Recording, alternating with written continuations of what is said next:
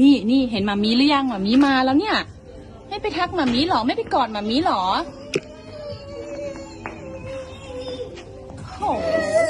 โอ้โหไม่กอดหมามีหรอยูไม่กอดหมามีหรอทำไมลีลาอยู่อุ้ยนี่หมามาแล้วหมามาแล้วไปหาหมามีเร็วไปหาหมามีเร็วไม่กลัวเอาไม้แขวนเสื้อวางก่อนไหมครับ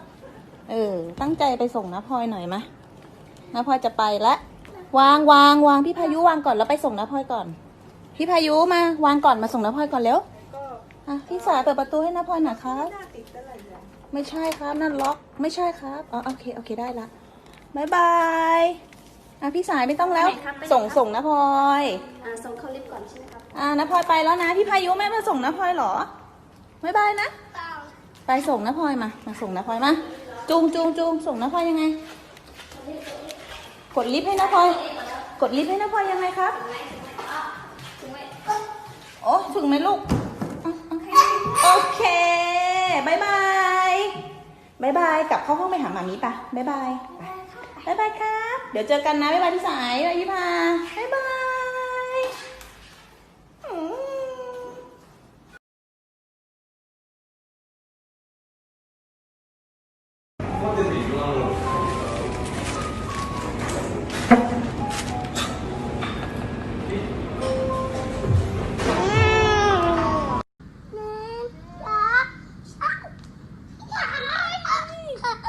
เอาอีกเหรอ